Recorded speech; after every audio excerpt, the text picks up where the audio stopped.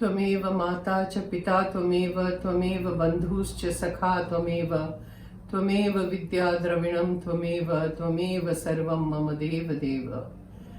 जय माँ, जय माँ। Okay, we proceed. Now we come to Khewda chapter. मन ऐसा शांत था कि रास्ते में कोई कुछ नहीं बोल रहा था। खेवड़ा में तब बिजली नहीं थी, इसलिए जब वहां पहुंचे तब घोर अंधेरा था। It was really very dark. You could not see your own hand. इतना अंधेरा, मतलब सामने वाला तो भूल जाओ, अपना खुद का हाथ नहीं दिखता था।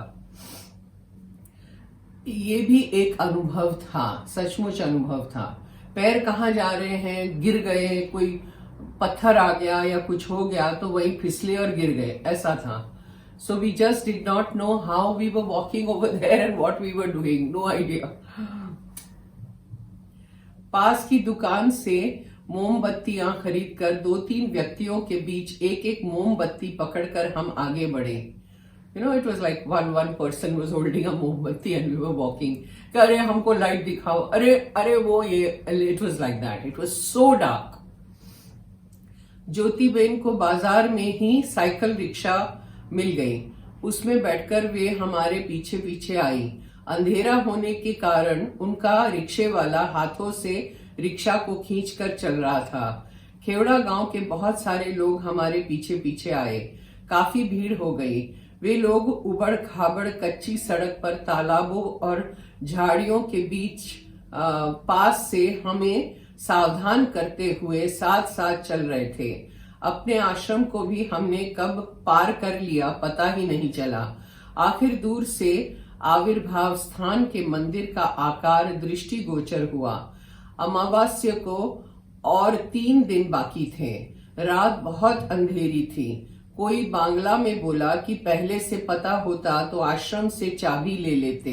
सो वी वर शॉक्ड, अभी चाबी भी नहीं है, इतने अंधेरे में हम लोग चल रहे हैं और वहां जाके पता चला सब बंद है।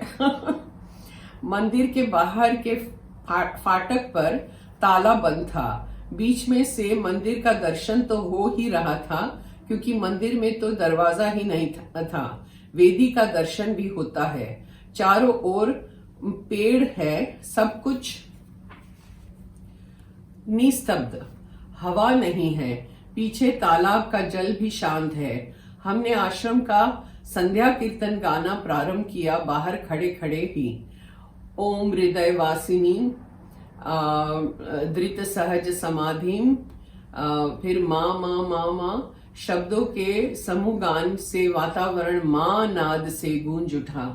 We were loudly singing the Sandhya Kirtan, Hriday Vasini and Drita Sahaj Samadhim and Dako Mama. You know, it was, the whole atmosphere was like vibrating with the Kirtan because it was so quiet. So we ourselves were getting choked singing. बहुत सुंदर था। हम 9 व्यक्ति और हमारे पीछे दाएं बाएं खेवड़ा गांव के लोग खड़े हैं। मेरे मन में विचार उठा कि इस समय भावों के ऐसे तरंग वायुमंडल में हैं कि ताला खुले बिना नहीं रहेगा। वी वर श्योर कि ये होगा कि माँ सुनेगी, जरूर सुनेगी। कीर्तन जोर शोर से चल रहा था और तभी किसी ने आकर ताला खोल दिया। देखो माँ क्या बंदोबस्त करती है, क्या प्रबंध करती है। जय माँ के जय घोष के साथ हम सब भीतर घुसे। वेदी के पास जाकर प्रणाम किया। All of us just rushed inside. बाहर आकर नीता ने 10वीं हरी लूट की तरह बिस्किट फेंके चारों तरफ। लोगों ने कूद कूद कर लिया।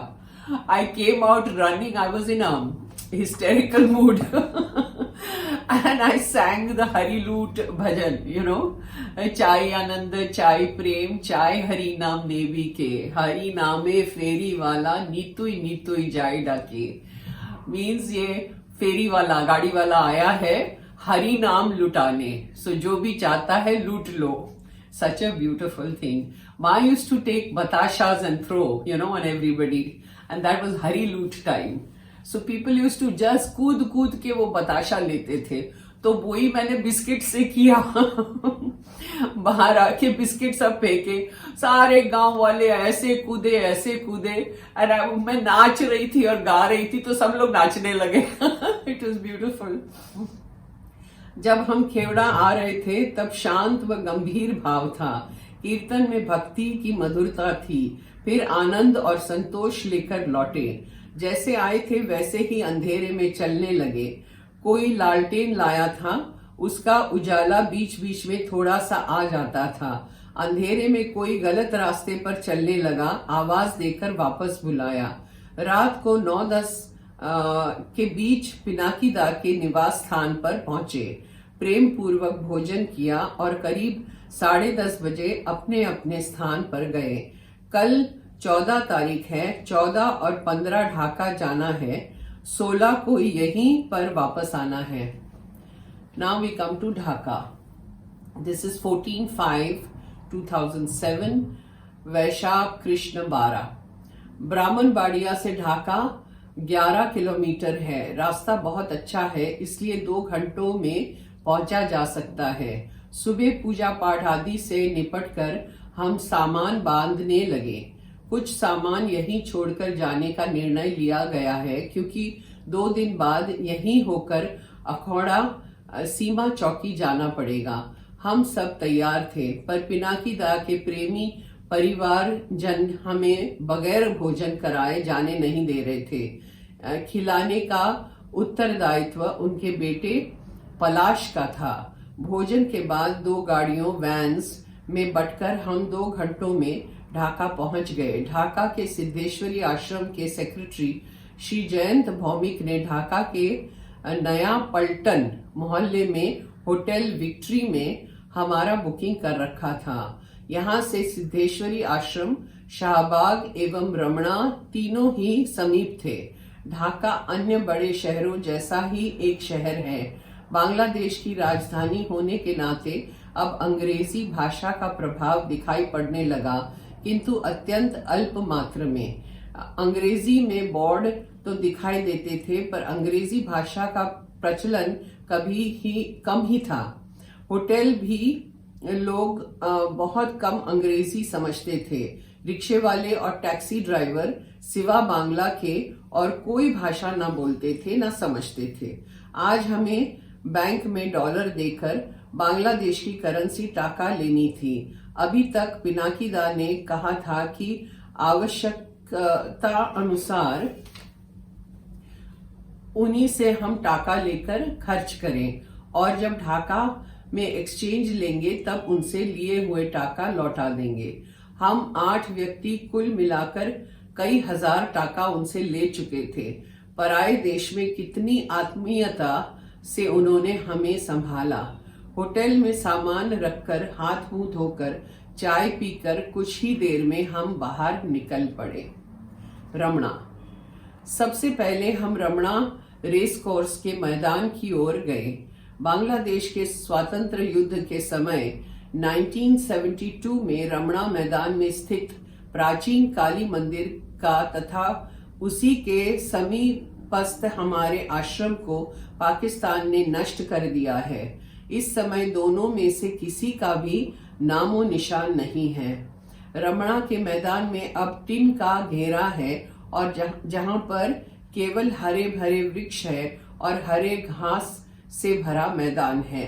किसी समय हमारा आश्रम प्राचीन काली मंदिर के पास था. उन दिनों में आश्रम का प्रवेश द्वार पूर्व की ओर था. आश्रम में मातृ आवास, अन्नपूर्णा मंदिर, नाट मंदिर, रसोई घर इत्यादि था. बाहर तालाब था जिस पर घाट बना हुआ था. ये तालाब आज भी है. नीचे तक सीढ़ियां उतर कर तालाब तक जाया जा सकता है. बाहर हरा मैदान था जो आज भी है और जहां भाईजी ब्रह्म मुहूर्त में आकर प्रतिदिन भोलानाथ जी व दीदी के कहने से माँ को चहलकदमी के लिए ले जाते थे. भाईजी दूर खड़े रहते थे, माँ चलती थी. बांग्लादेश की सरकार ने उस भूमि पर अपने देश की स्वतंत्रता का स्मारक खड़ा करने का निर्णय किया है। इसलिए अंदर की मूल आश्रम की भूमि के बदले में बाहर की कुछ भूमि आश्रम को प्रदान कर दी गई है। ढाका के भक्तों द्वारा उस पर श्री श्री माता आनंदमयी आश्रम नाम लिखा गया है। माँ ने बताया था कि भोलानाथ जी की पूर्व जन्म की ये साधना स्थली है। वहां पर जो गोपाल ठाकुर का घर था वही पूर्व जन्म में भोलानाथ जी का था और रमणा आश्रम की भूमि पर अनेक साधकों की समाधियां थी। उच्च कोटि के तपस्वियों की ये तपस्या स्थली थी। माँ का सर्वप्रथम आश्रम भक्तों ने सिद्धेश्वरी में बनाया और द्वितीय आश्रम भाईजी के आग्रह से भक्तों ने 1929 में रमणा में बनाया। माँ के जन्मोत्सव के अवसर पर इसका उद्घाटन किया गया। रमणा आश्रम में ही मातृ वंदना स्तोत्र जय हृदय वासिनी भाईजी के मानस पटल पर उत्पन्न हुआ था। So now we will continue in the next video. So next time it will be Shahbag. So do you see how beautiful the journey is going on and on and on? It's so beautiful. I'm actually going back into memory lane. I'm just thoroughly enjoying it. I don't know about you, but I am. So I'll see you next time. Jai Ma. त्वमेव माता च पिता त्वमेव, त्वमेव बन्धुश्च सखा त्वमेव, त्वमेव विद्या द्रविणं त्वमेव, त्वमेव सर्वं मम देव देव। जय माँ।